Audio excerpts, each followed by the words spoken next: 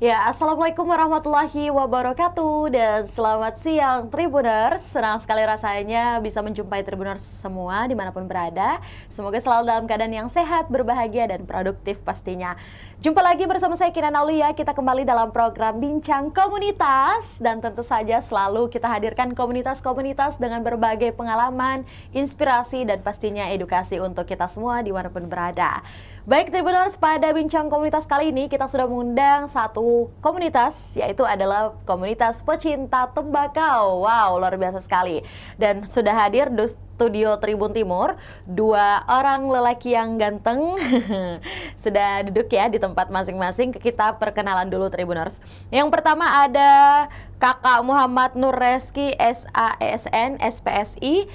Beliau juga merupakan berasal dari pecinta komunitas tembakau Makassar. Kemudian ada juga Kakak Adriman Daenglangi, juga merupakan anggota komunitas pecinta tembakau Kota Makassar. Kita sapa dulu Tribuners. Halo Pak Reski. Iya. Kinan bingung nih panggilnya kakak, Pak. Sebebasnya aja ya. Iya. Senyamannya. Aja. Jadi mau dipanggil apa nih Pak? Biasa teman-teman sih panggil saya Puang Baco. Oke, Puang Baco. Lebih dekat ya? Iya. Oke, Puang Baco gimana kabarnya? Alhamdulillah baik. Oke, baik. Iya. Alhamdulillah sehat ya Pak ya? Iya.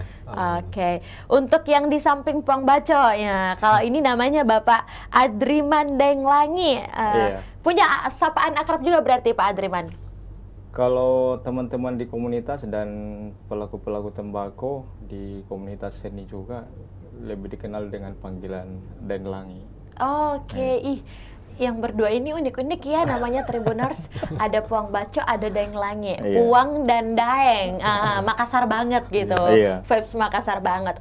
Oke, untuk Daenglangi gimana kabarnya? Alhamdulillah baik. Sehat Daenglangi ya. Sehat, iya. Seperti bajunya nih udah pakai pecinta tembakau Sulawesi Iya. Selatan, luar biasa. Ditunggu nanti buat Kinan bajunya ya. Gitu dari sama Pomba. Oke, langsung ke Puang Baco ya. Baik, sebelum kita mungkin membahas tentang seperti tema kita hari ini, yakni jejak budaya dalam lintingan tembakau. Saya mungkin mulai dulu nih dari Puang Baco. Puang Baco, untuk aktivitas sendiri selain dari menjadi pecinta komunitas, mungkin profesi atau apa nih? Kerjaan, ngapain mungkin Pak Profesi Puang? saya mengajar di salah satu TK di Makassar. Baik. Terus SD, SMP, SMA di Goa. Iya. Wow, komplit ya. Iya. Jadi dari TK, SD, SMP, SMA luar biasa. Tapi Saya- di Goa. Iya di Goa. Saya mengajar tentang seni rupa. Wow, jadi seni budaya gitu, Iya, seni pelajaran kesenian. Kesenian. Oke. Kayak menggambar, mewarnai. Oh, berarti handal dong ya? Ya, begitulah mungkin. Agak susah juga yang membuat, iya bisa. Oke, terima kasih Bang Baco. Jadi memang selain daripada pecinta komunitas, memang juga profesi sebagai pengajar Iya, atau tenaga pengajar. pendidik ya. Tapi cukup keren, bukan cukup keren ya, memang luar biasa dari TK, SMP, SD, SMP sampai SMA. Iya. Wow. Untuk Daenglangi, nah Iya. kalau Daenglangi sendiri mungkin aktivitas apa nih, Daeng? Selain mungkin terjun sebagai pecinta tembakau di komunitas. Iya, kalau saya sendiri memang total di tembakau. Oke. Jadi selain sebagai Komunitas? komunitas di pencinta tembakau Sulawesi, saya juga memang menjual tembakau. Wow. Ya. Nah, berarti nanti kita bisa prospek ya. Oke, terima kasih Daenglangi. Nah, saya mulai dari mana dulu ya? Bingung juga nih. Atau mau push dulu mungkin? Enggak ya? Nanti kita atur. Oh, boleh. Sama-sama dulu aja. Oke, dari Puang Baco dulu deh. Puang Baco bisa dijelaskan mungkin secara singkat ya. Sebenarnya komunitas pecinta tembakau ini sih latar belakang hadir atau berdirinya seperti apa sih mungkin Puang? Iya, kita sebenarnya hadir dari beberapa teman-teman yang gelisah ya melihat budaya Bugis Makassar itu kan tembakau itu termasuk juga menurut kami ini termasuk juga masuk di dalam ke budaya Bugis Makassar begitu. Oke. Iya. Jadi menurut kami tembakau itu yang kita punya di Sulawesi Selatan ini itu berbeda dengan tembakau-tembakau yang ada di provinsi lain gitu, di daerah-daerah lain. Misalnya kita punya yang namanya ico. Ico itu, iya ico. Ico itu kita tembakau ico itu dia di dalam bambu. Jadi bambu terus isinya bambu itu diisi dengan tembakau gitu. Jadi tembakaunya sebelum dimasukkan itu disiram dulu sama gula merah. Terus dimasukkan dalam bambu, terus dibakar. Gitu. Baik, nah kalau untuk berawal dari kegelisahan sendiri dari komunitas pecinta tembakau ini sendiri, udah berapa lama sih kalau untuk komunitasnya hadir di Makassar ya mungkin khususnya? Kita hadir baru 2020 ya? Iya. 2020. Oh, berarti masih termasuk baru juga ya? Baru. Oke, baik. Pas pandemi kayaknya ya, Pak. Iya, sudah mulai pandemi, Mas. Pandemi kan 2019. Betul. Berarti ini hadir bukan berarti dari kegelisahan juga ya? Iya. Apalagi karena kan sebenarnya begini, dulu itu tembakau itu di masyarakat Bugis itu dijadikan sebagai alat komunikasi gitu, diplomasi gitu. Iya, begitu sejarahnya. Akhirnya lama-kelamaan kita terekspansi oleh rokok-rokok komersil, tembakau komersil yang di dalam bungkusan itu. Makanya ico itu lama-lama punah. Dan kalau bukan kita anak-anak muda sekarang, siapa lagi yang mau melestarikan kalau bukan kita gitu. Akhirnya hadirlah komunitas pecinta tembakau ini. Baik, Pong Baco. Nah, untuk Denglinga sendiri, udah bener ya namanya? Iya, Denglinga. Oke. Untuk Deng sendiri nih mungkin, bagaimana sih bisa ceritakan sedikit dong jenjang perjalanannya nih bisa bergabung dengan komunitas pecinta tembakau, selain juga mungkin profesinya berada di sana ya? Iya. Itu gimana, Deng? Jadi pas pandemi kemarin itu ketemu dengan teman-teman ya. Ketemunya kebanyakan secara tidak sengaja. Oh, asik. Berarti nggak sengaja ya? Nggak sengaja ketemu.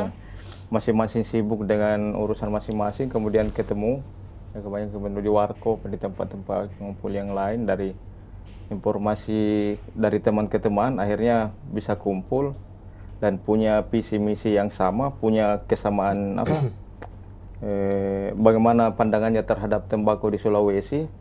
Kemudian ya akhirnya kita dirikan satu komunitas sama pencinta tembakau Sulawesi. Dan komunitas pencinta tembakau Sulawesi itu bukan sekedar ajang untuk kumpul-kumpul betul. seperti yang komunitas kan pada dasarnya biasa ngumpul. Iya, biasanya kan bukan ngumpul. Kalau kita memang punya visi misi yang jelas, meskipun organisasinya tidak terstruktur secara formal, tetapi kita punya misi yang jelas terhadap budaya tembakau di Sulawesi.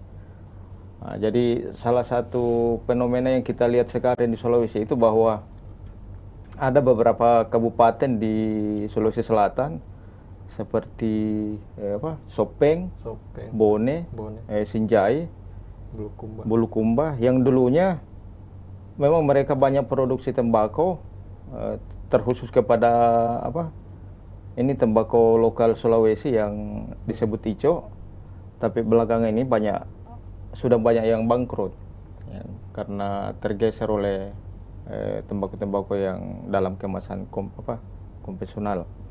Nah, dari fenomena itulah yang kita lihat, kemudian mempersamakan persepsi dengan teman-teman di komunitas. Kemudian kita ambil inisiatif untuk turun ke lapangan bagaimana memberikan edukasi kepada petani-petani tembakau untuk bisa menjadikan tembakau itu seperti yang sebelum-sebelumnya, bahwa kalau bicara tentang budaya di tembakau itu ya, budaya itu kan bukan hanya sekedar seni atau seperti itu, tapi termasuk aktivitas perekonomian itu juga sendiri adalah bagian dari budaya. Luar biasa. Nah, saya tertarik membahas bagian daripada ekonomi itu adalah budaya. Tapi kita jangan ke situ dulu mungkin ya, Deng ya. Sedikit saya mau membahas juga tentang visi misi. Ya, tadi kita mendengarkan ada visi misi yang jelas. Nah, kalau sampai sekarang mungkin apa sih visi dan misi dari teman-teman pecinta komunitas tembakau nih? Apa yang jadi goals-nya ke depan? Ya, mungkin saya ke belakang dulu sedikit tentang budaya tembakau. Karena biasanya kalau flashback tuh seru, Pak. Iya. Jadi tembakau itu adalah bagian dari budaya di Sulawesi itu kita akan bicara lagi ke belakang tentang sejarah tembakau. Bahwa tembakau itu adalah dulu di luar negeri, di Amerika zaman sekitar 1000 tahun sebelum Masehi. Oke, berarti Daeng belum lahir juga? Belum. Kalau masih jauh, mungkin masih zaman purba itu kalau 1000 tahun sebelum Masehi. Jadi tembakau itu digunakan sebagai sebagai salah satu alat atau ornamen yang digunakan di dalam ritus-ritus masyarakat dulu. Oke. Jadi misalkan mereka mau melakukan persembahan atau mau melakukan ritual keyakinan mereka mengkonsumsi tembakau untuk menjadikan mereka play sehingga mereka semacam kehilangan kesadaran, dan itu yang mereka yakini bahwa ketika mereka dalam keadaan ekstasi seperti itu, maka mereka akan sampai kepada pencipta. Nah, itu yang digunakan dulu. Kemudian bergeser ke semakin ke sini, masuk ke Indonesia, itu dibawa oleh orang-orang Eropa menurut sejarah yang sekarang itu, tapi itu juga masih kontroversi. Belum pasti benarnya belum pasti bahwa tembakau itu, kalau di dalam sejarah yang umum itu bahwa tembakau masuk ke Indonesia itu abad ke-17 menurut orang-orang Belanda. Tapi kenyataannya bahwa di zaman Sauri Gading sendiri tembakau sudah ada di Sulawesi. Oke, di tahun Sauri Gading, di zaman Sauri Gading. Di zaman Sauri Gading, di zaman jauh sebelum penjajah masuk ke Indonesia, bahkan sebelum zaman Majapahit juga itu, sebelum Majapahit dikuasai Belanda juga itu tembakau sudah ada. Oke, artinya memang untuk usia tembakau ini sendiri memang sudah lama sekali. Iya, dan belum ada penelitian yang bisa memastikan, yang bisa memberikan kesimpulan yang pasti bahwa tembakau itu ada di Indonesia tahun berapa, dari mana, itu masih kontroversi. Secara sejarah belum bisa runtut dan pasti ya. Iya, belum ada. Wow, luar biasa ya, ini kita belajar sejarah juga nih hari ini.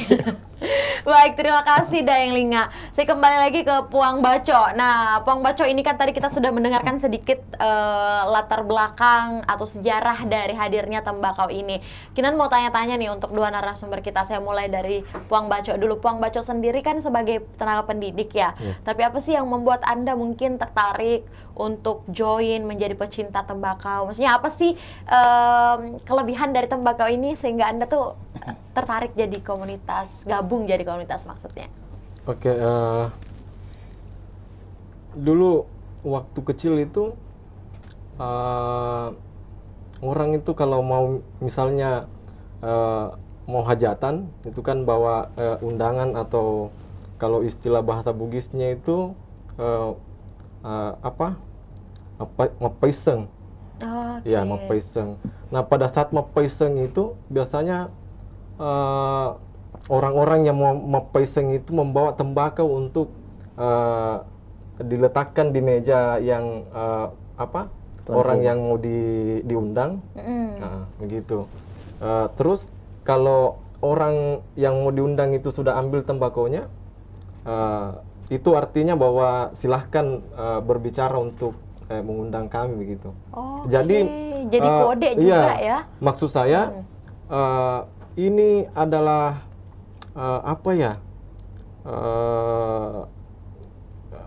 budaya yang ada di Bugis Makassar begitu. Kalau misalnya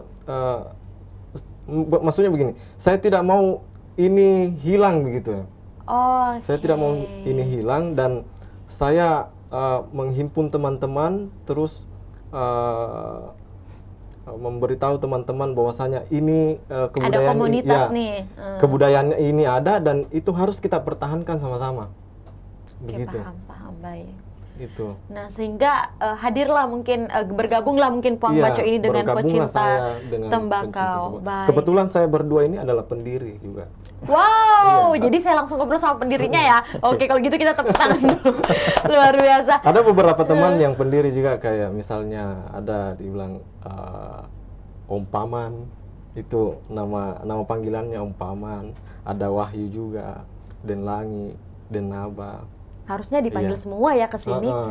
Tapi pencetusnya itu ada di siapa nih? Dia tinggal di Galesong, namanya Den Naba. Oke, halo Deng Naba. Kita sapa dulu ya. Mungkin saja nanti YouTube-nya dinonton sama Deng Naba nih. Baik, terima kasih Puang Baco. Selanjutnya saya ke Deng Langi. Deng Langi, mendengar mungkin beberapa mungkin hal yang membuat Puang Baco nih sebagai pendiri bersama Deng Langi akhirnya membuat komunitas tembakau ini. Boleh di-share juga mungkin Deng Langi sampai saat ini sudah berapa sih jumlah anggota yang juga join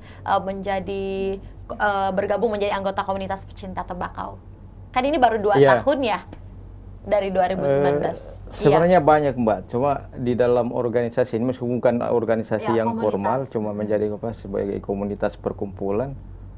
Memang tidak terdata berapa jumlahnya, tetapi kalau kisarannya mungkin yang sudah ya sekitar 30 sampai 50 orang ada. Itu untuk Makassar. Untuk Makassar dan sekitar. Karena bukan cuma di Makassar, Mbak. Baik. Bahkan ada salah satu teman, dia sebenarnya asli Jawa.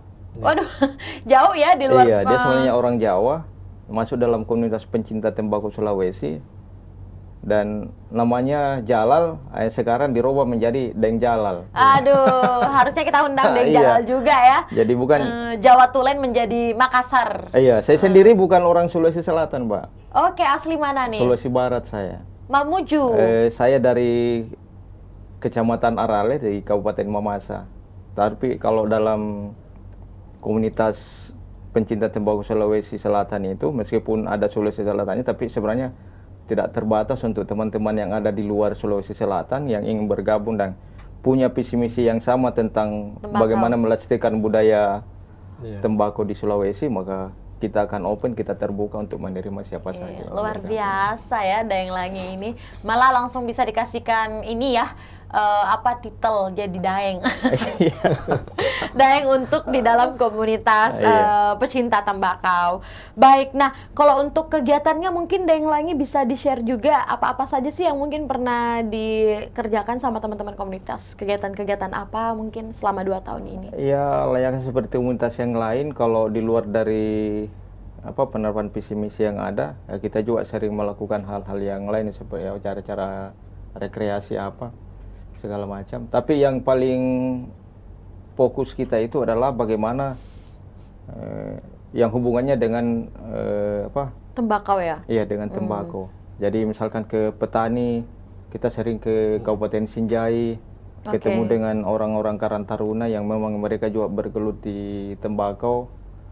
Kemudian sebisa mungkin kita memberikan edukasi sesuai dengan apa yang kita tahu, sesuai dengan kapasitas kemampuan kita, keilmuan kita tentang tembakau, dan bagaimana menjadikan mereka paham bahwa kita juga melakukan edukasi di luar ke petani itu, termasuk ke kaula-kaula muda, kaum pelajar, mahasiswa yang secara tidak langsung, maksudnya kita tidak melakukan edukasi buat suatu majelis-majelis seperti itu, tapi kita melakukan door to door.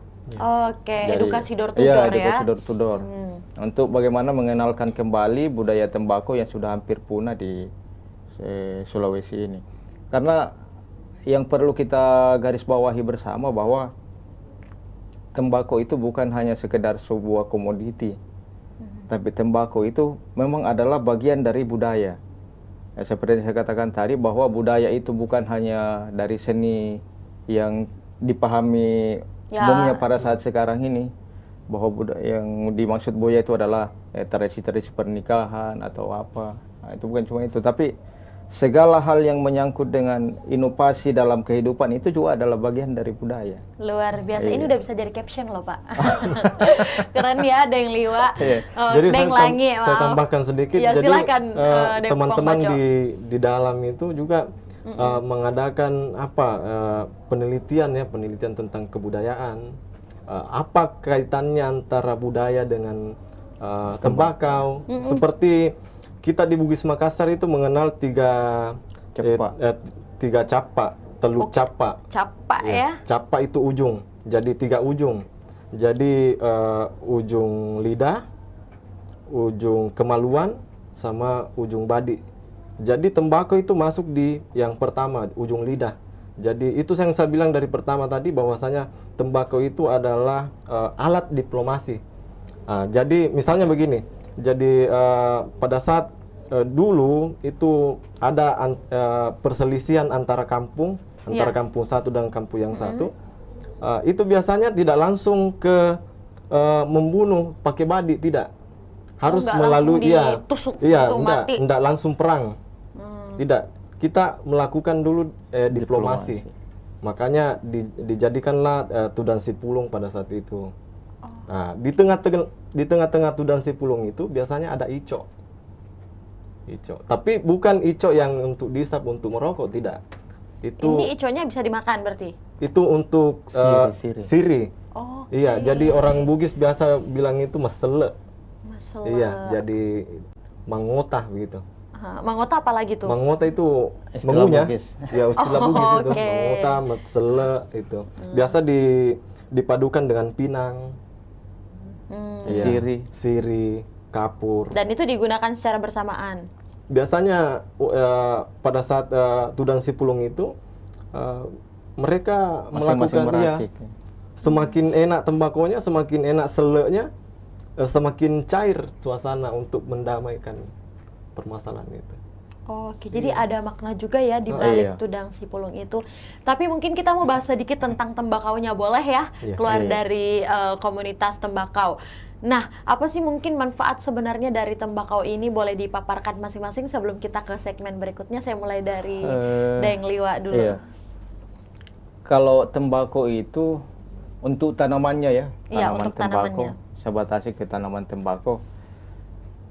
Saya masih ingat waktu di kampung dulu belum ada kendaraan dulu. Kalau di kampung itu berarti naik apa nih dulu? Kuda.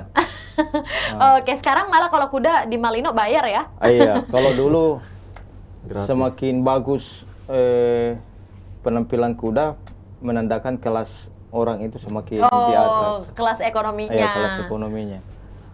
Kuda itu karena tiap hari ditunggangi, misalkan kemana-mana memakai kuda, jadi jadi untuk digunakan untuk mengangkut barang biasanya kalau di sana. Terutama pedagang-pedagang yang kejar pasar, itu mereka menggunakan kuda untuk mengangkut barang-barang. Sehingga kuda itu ketika dipasangi pelana sering luka. Kuda itu kalau sering dipasangi pelana maka punggungnya akan luka, dan yang tempat pengikat di bagian dadanya itu juga akan luka. Kesakitan juga. Dan itu sampai, minta maaf, itu bisa sampai berulat itu kalau lukanya parah. Tembakau itu digunakan, kalau orang-orang tua dulu itu digunakan sebagai antiseptik, menjadi obat untuk mengobati luka-luka lama. Oke, bukan luka masa lalu ya, Deng? Boleh juga kayaknya ya. Iya.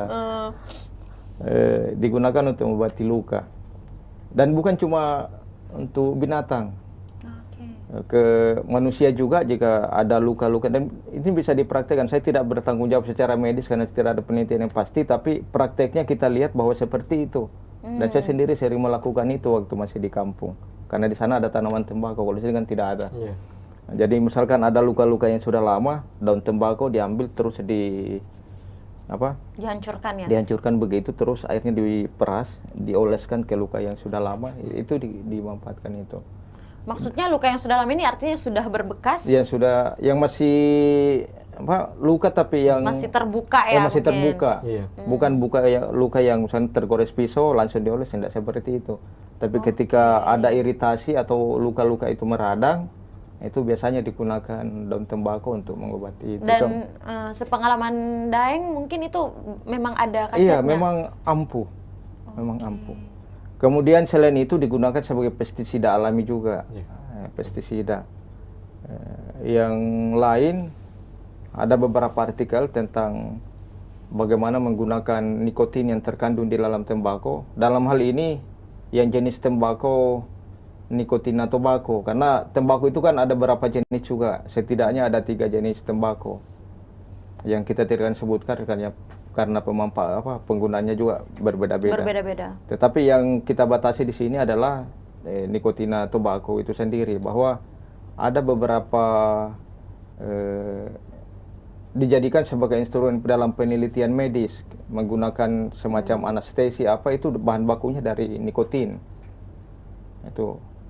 Jadi tembakau sebenarnya banyak selain daripada yang tadi disampaikan pembaca itu, bahwa dan itu memang yang paling bermanfaat itu, bahwa tembakau itu adalah salah satu instrumen untuk menjadi digunakan di dalam berdiplomasi. Ya, itu yang kegunaan medis yang tadi saya sampaikan. Jadi ada secara kesehatan maupun juga secara budaya ya, banyak manfaatnya juga. Mungkin Pong Baco ada tambahan untuk manfaat sendiri dari tembakau, apalagi mungkin edukasinya yang boleh ditambahkan lagi? Ya, mungkin yang sudah dikatakan Den Langi tadi itu sudah lengkap ya, karena sampai sekarang itu yang kita teliti itu yang seperti itu. Iya. Masih ada penelitian juga ya. Jadi belum ada, kedepannya mungkin kami mau memperluas lagi bagaimana mungkin tembakau di Sulawesi Selatan. Kalau misalnya di Sopeng itu tembakau dijadikan apa, terus di Maros itu dijadikan apa. Karena kan setiap daerah itu berbeda-beda cara anunya. Mungkin di Sopeng itu mereka buat dalam bentuk rokok. Kalau dari bahan tembakau tersebut ya? Iya. Terus di Sinjai mungkin dia siri begitu. Jadi nanti mungkin kita akan memperlebar lagi. Nah, baik, di samping mungkin benefit dari atau manfaat dari tembakau ini, Kinan mau bahas sedikit dari sisi usahanya atau mungkin profitnya. Kalau tembakau tuh bagaimana sih mungkin dalam lingkup kalau misal tembakau ini mau dijadikan sebagai usaha, boleh ceritakan sedikit mungkin Daeng Langi, silakan. Iya, karena di dalam komunitas kita sendiri itu memang ada, tidak semua yang bergelut di berdagang tembakau. Beda-beda profesi juga ya? Ada yang polisi, ada yang dari berbagai disiplin usaha, ada pekerjaan ada di dalam komunitas itu. Nah, tapi kalau untuk tembakau sendiri memang ada yang menjadikan usaha? Sama seperti Daeng Langi ya? Iya. Itu gimana tuh? Maksudnya dibuat usaha yang seperti apa, Daeng? Bisa ceritakan sedikit? Kalau di tembakau itu kan ya sama dengan yang produk-produk lainnya itu, bahwa itu tembakau itu menjadi komoditas, sudah menjadi salah satu komoditas dagang. Dan di komunitas kita sendiri itu hampir 80%, sekitar 70-80% itu adalah pengusaha tembakau. Mereka jual beli tembakau memang. Nah, jadi dari masing-masing pengusaha ini mungkin boleh ceritakan sedikit, buka rahasia boleh ya? Untuk mungkin kalau usaha tembakau nih, range penghasilannya bisa dapat berapa mungkin? Daeng ya. Aduh, ayo buka dapurnya. Kalau setiap range tergantung aja, range kira-kira berapa tuh? Ya 20-30% itu. Persen atau dari juta nih? Persen dari omset. Persen dari omset. Ini bahasa relatif, halus ya. Karena relatif. Ada yang misalkan yang punya modal besar ya, mereka juga punya usaha lebih besar, ya omsetnya lebih besar ya, persentase keuntungan pasti lebih tinggi. Jadi relatif tergantung modal usaha yang digunakan masing-masing. Iya, masing-masing usaha. Baik, terima kasih. Sebelum mungkin kita closing statement atau mengakhiri diskusi ini, saya kembali mungkin ke Puang Baco lagi. Puang Baco, bagaimana sih Anda melihat prospek dari tembakau ini untuk kedepannya mungkin? Kalau tembakau di Sulawesi Selatan sendiri itu agak berkurang ya peminatnya. Berarti ada penurunan ya? Iya, ada penurunan. Ya, untuk tembakau Sulawesi. Untuk tembakau Sulawesi. Jadi daerah atau kota yang paling signifikan daerah mana nih? Sinjai. Iya, Sinjai. Oke, yang cukup iya. tinggi ya. Sebenarnya kita di komunitas itu juga memperjuangkan petani ya, bagaimana caranya petani bisa hidup. Karena di Borong sendiri itu mereka mengatakan kepada kami komunitas pecinta tembakau bahwa walaupun tembakau nantinya tidak ada harganya, itu kami tetap akan menanam tembakau karena itu adalah budaya kita di sini di Sinjai Borong, Kecamatan Sinjai Borong itu. Jadi bagaimana caranya kita di komunitas ini betul-betul apa ya, mengedukasi masyarakat bahwasanya sekalipun door to door juga ya. Jadi orang yang merokok rokok-rokok bungkusan itu kayak rokok-rokok dari Jawa itu, mari beralih ke tembakau gitu. Dan orang-orang yang tidak merokok kami tidak sarankan untuk merokok. Ya, untuk merokok apalagi menggunakan tembakau ya. Betul-betul kita tidak sarankan untuk merokok. Luar biasa. Kita berikan aplaus yang meriah dulu yuk Tribuners buat Daeng Langi dan juga Puang Baco. Wow. Yang terakhir mungkin Daeng dan juga Puang bisa memberikan mungkin closing statement. Saya mulai dari Daeng Langi dulu. Apa sih mungkin harapan Anda Daeng Langi terhadap hadirnya komunitas pecinta tembakau dan juga perkembangan tembakau yang ada di Sulawesi Selatan khususnya di Kota Makassar? Silakan Daeng. Iya. Kepada teman-teman di komunitas tembakau dan semua pelaku tembakau bahwa tembakau itu adalah bagian dari budaya dan mari kita sama-sama berusaha untuk melestarikan kebudayaan kita. Kalau bukan kita ya siapa lagi, kalau bukan dari sekarang kapan lagi. Wis, luar biasa. Selalu ya bersahaja. Iya. Terima kasih Daeng. Buat Puang nih, apa mungkin harapannya untuk komunitas pecinta tembakau dan juga mungkin apa harapannya untuk tembakau yang ada di Kota Makassar? Iya. Silakan Puang. Untuk teman-teman pecinta tembakau, tetaplah pada jalur kita untuk melestarikan budaya pertembakauan di Sulawesi Selatan, dan untuk teman-teman di luar sana yang tidak pernah mencoba untuk menghisap tembakau, jangan mencoba. Oke. Ada warning juga ya, ada peringatan untuk menjaga masing-masing kesehatan pastinya. Tapi diambil sisi positifnya dari tembakau ini yang hadir. Terima kasih banyak untuk Puang Baco dan Daeng Langi sebagai pendiri dari pecinta tembakau Kota Makassar ya, Sulawesi Selatan ya tepatnya.